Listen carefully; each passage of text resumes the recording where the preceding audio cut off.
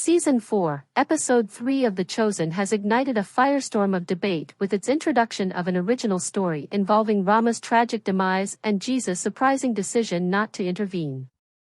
This has sparked a heated discussion among viewers. Do you believe Jesus would ever refuse to resurrect someone close to him, or do you agree with those who believe Jesus' healing power might not be limitless? I'm eager to hear your thoughts on this scene, and I'll be sharing mine as well. But first, let's delve into the episode's key narratives. Shall we begin? King David's story. The episode's dramatic finale undoubtedly overshadows other discussions, but I found the flashback to King David and his wife beautifully crafted and well-timed. Following the loss of their young child, Bathsheba and David have a profound conversation. When David expresses his unanswered prayers for his child, Bathsheba raises a crucial theological question: why do some pleas find favor while others remain unheard? Naturally, David admits his lack of understanding but maintains his devotion to God.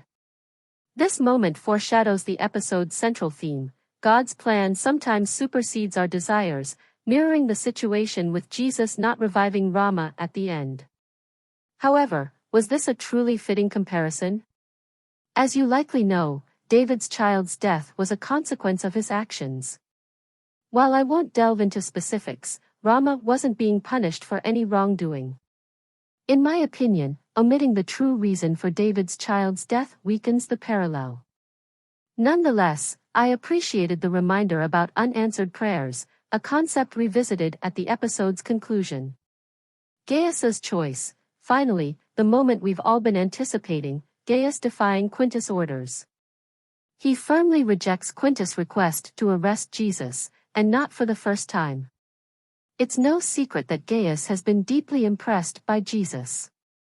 Despite being a man of few words, he's witnessed many of Jesus' miracles and harbors hope for Jesus to heal his ailing son.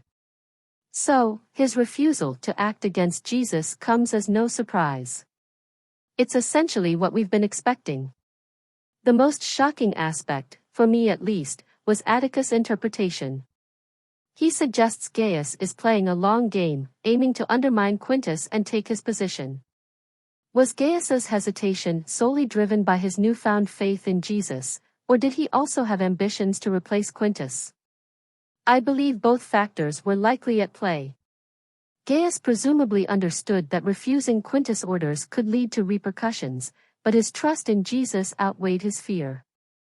We'll see the consequences of this decision unfold in Episode 4.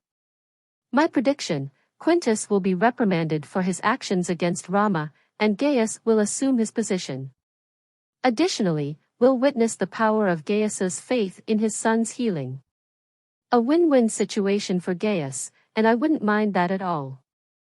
I find him to be a very likable character. James and John. Before moving on to the episode's most contentious scene, I wanted to acknowledge this duo as well. Dallas delivers a stellar performance portraying their immaturity, as they remain preoccupied with their own well-being despite Jesus' warnings about his impending suffering and death. As far as I can tell, this will be a recurring theme this season, with Jesus attempting to prepare the apostles for his demise while they struggle to comprehend and continue jockeying for position in heaven.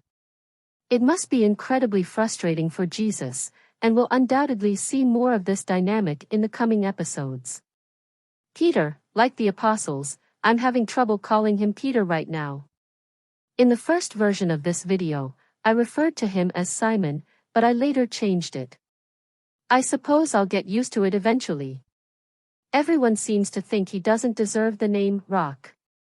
However, the fact that he forgave Matthew and remained close to him in this episode, as well as his prompt attempt to comfort Thomas after what happened to Rama, demonstrates how wrong they are. There's more to Peter than his stern and seemingly aggressive exterior. Despite his anger towards Jesus for allowing him and Eden to grieve the loss of their child, he displays maturity here. After Jesus doesn't intervene to help Thomas with Rama, Peter is immediately there for Thomas, acknowledging and understanding his pain. If that's not a compelling reason to call him Peter, I don't know what is. The climax. Now, let's address the most controversial event, Rama's death and its aftermath.